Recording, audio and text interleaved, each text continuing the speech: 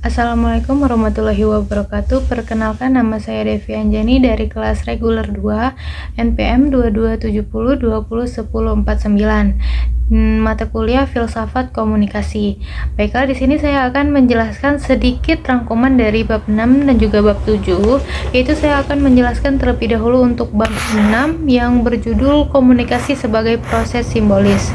Nah, komunikasi proses simbolis di sini adalah bahwa kita manusia berinteraksi tidak hanya dengan sesama makhluk hidup atau tidak sesama dengan manusia yang ada di sekitar kita, tetapi kita juga berinteraksi dengan sesama makhluk hidup yang ada di alam, misalnya juga bisa dengan tumbuhan, hewan, makhluk yang lainnya yang ada di muka bumi ini. Kemudian, simbolis interaksionisme juga dapat didefinisikan bagaimana cara kita menginterpretasikan bahwa cara kita di muka bumi ini untuk memberikan simbol kepada makhluk-makhluk yang ada di dunia ini, misalnya dengan cara gerak tubuh, bahasa, dan juga lingkungan sekitar. Kemudian selanjutnya ada proses interaksi simbolis, di mana proses ini adalah keberlangsungan kita dalam hidup sehari-hari di dunia ini untuk menjalankan komunikasi sebagaimana mestinya dengan sesama manusia, yaitu tanpa adanya proses simbolis komunikasi ini tidak ada terjadinya komunikasi terhadap sesama manusia. Lanjut, yang ketiga adalah istilah pokok teori simbolis interaksionisme, yaitu saya menjelaskan ada 3 makna, ada 3 pilihan. Yang pertama ada identitas, bahwasannya identitas itu adalah perkenalan diri kita sendiri, memperkenalkan siapa kita dan kita ini seperti apa. Dan yang kedua itu ada bahasa. Bahasa di sini menjelaskan tentang bahasa apa yang kita gunakan terhadap komunikasi yang telah terjadi, bisa bahasa sehari-hari ataupun bahasa nasional yang bisa semua orang ketahui. Kemudian yang terakhir adalah makna. Makna adalah tujuan kita untuk menyampaikan sesuatu, baik kita merespon ataupun kita yang memberikan penggunaan makna itu terhadap seseorang. Selanjutnya di sini adalah yang keempat adalah pemikiran George Herbert Mead.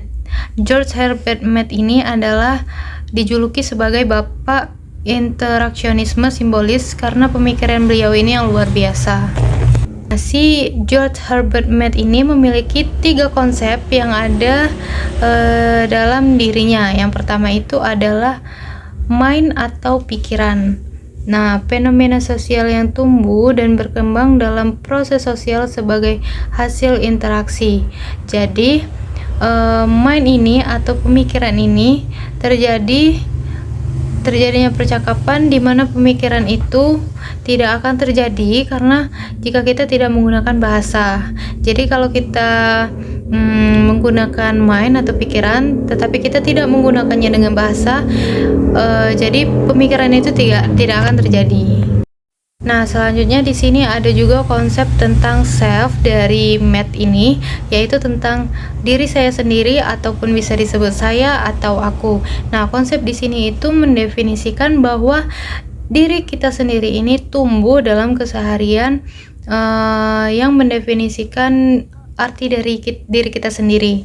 Jadi, diri kita sendiri ini menyesuaikan dengan gaya kita berbicara dengan beda-beda orang. Jadi kita berbicara itu berbeda dengan sudut pandang orang lain. Misal kita berbicara dengan si A, kita juga menyesuaikan sikap dan diri kita dengan sudut pandang si A ini. Jika kita berbicara dengan si B, jadi kita menyesuaikan juga sudut pandang kita terhadap si B ini. Nah, selanjutnya konsep Mead di sini yang terakhir adalah society. Society di sini adalah istilahnya itu diri kita sendiri ini yang melakukan jangkauan perkumpulan yang lebih luas. Jadi diri kita sendiri ini memiliki sekumpulan orang ataupun sekumpulan kelompok yang lebih jangkauannya itu lebih luas lagi.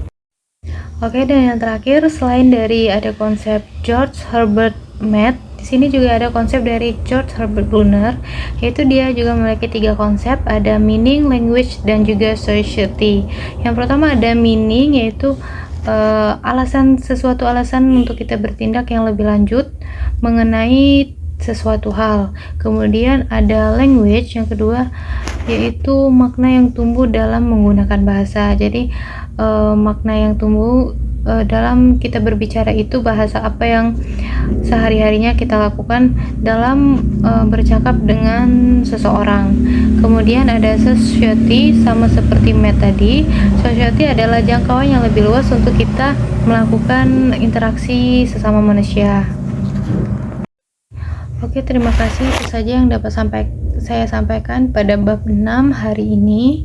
Terima kasih. Wassalamualaikum warahmatullahi wabarakatuh.